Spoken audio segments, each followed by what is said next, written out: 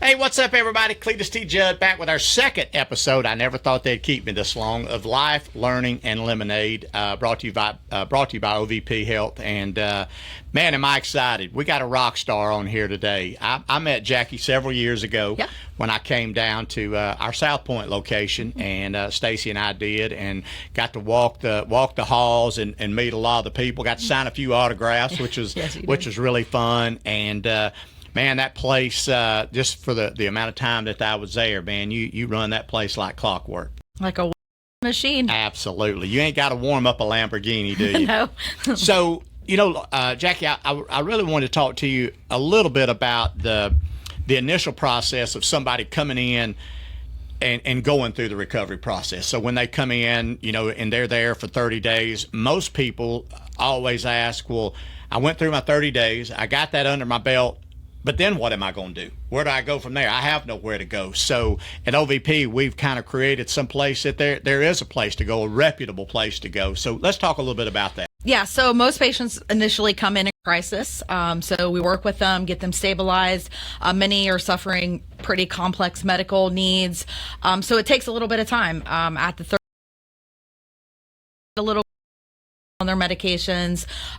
They've seen medical treatment, psychiatric treatment, and so really they start to begin planning, what do I do? Because so many of them are homeless or have lost the support that really they have someone to go back to, not quite ready for outpatient because they know relapse is high. So we're really excited to introduce our new 3.1 building. It's an expansion of the current South Point location.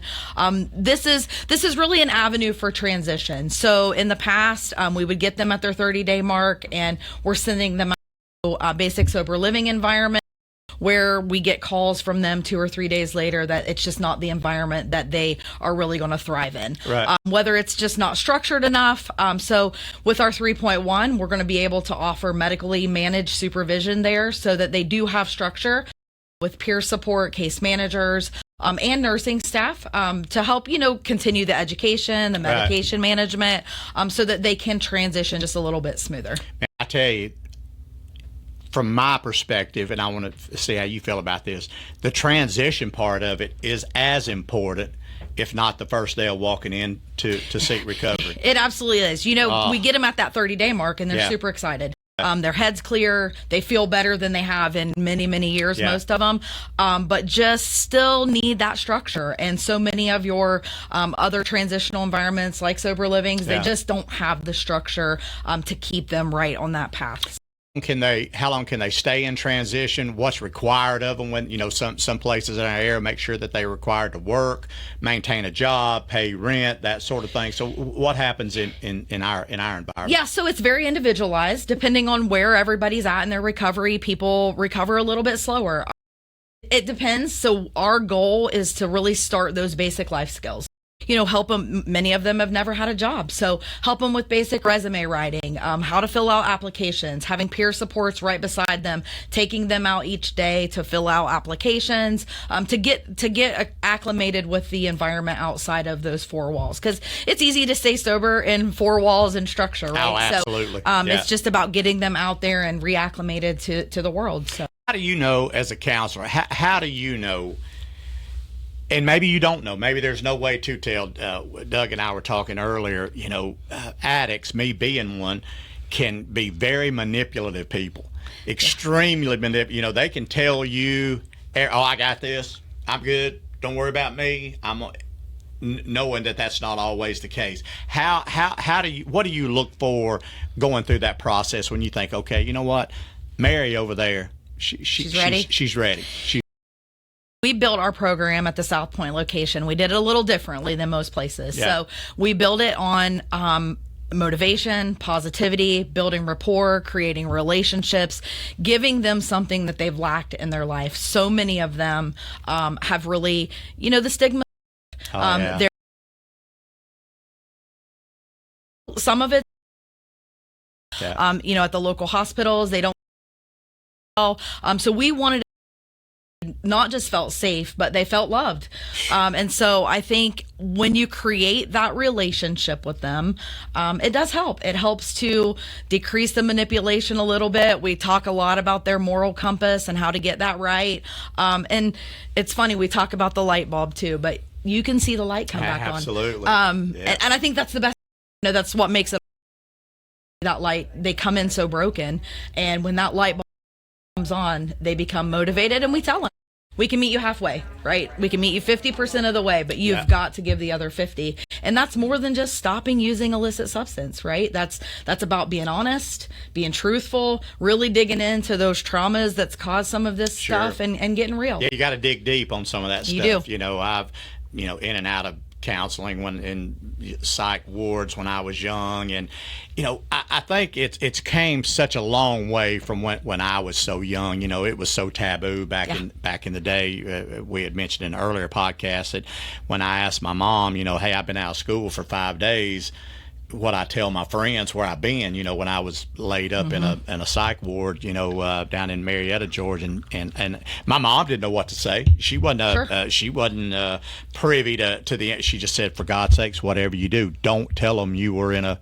mental hospital. Right, for the fear. Yeah, for the fear of, of course, eventually I've tried to use all of that trauma and figure out where it came from. But I think recovery has came such a long way in the last, since I'm 22 years. If I make it to September 11th this year, I'll have 22 years under my belt. But it's come a long way, and there's no reason to not be able to reach out and get help now. I don't. That's right.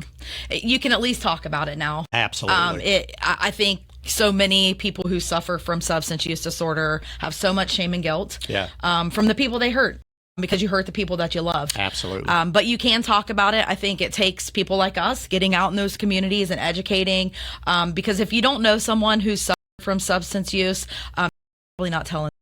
Oh, I agree 100%, 100%. Last question I'm going to ask you. I'm going to put you on the spot here. So, because I have this question posed to me all the time. It's not really a question, it's a statement. I was in the DMV getting my license renewed last year, and a young lady behind the glass was asking me about, where I was working at in recovery. Was proud to be there.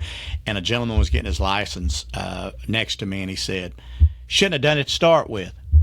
We're talking about a particular person. Self-induced. Shouldn't have done it to start with. How do you answer those naysayers that always resort to shouldn't have done it to start with?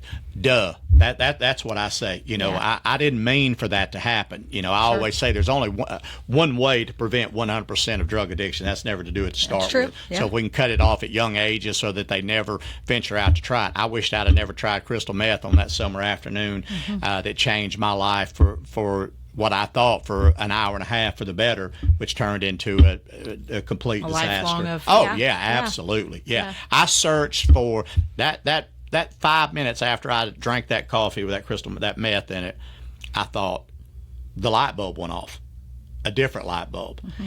And I thought, I finally found it.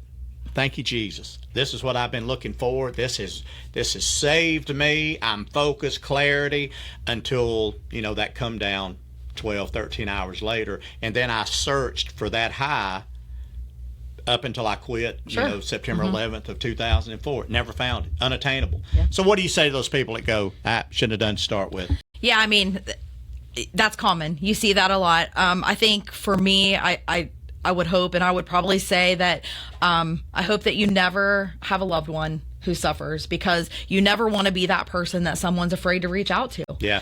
Because those people end up dead. If you don't have someone that you can trust, that in a non-judgmental way, people end up dead, and unfortunately, it's good people. It doesn't discriminate. No. It's across the lifespan. We're seeing it younger and younger. We talked earlier, kids as parents, they're being raised by grandparents. So you want to be the person who someone can reach out to if they need help.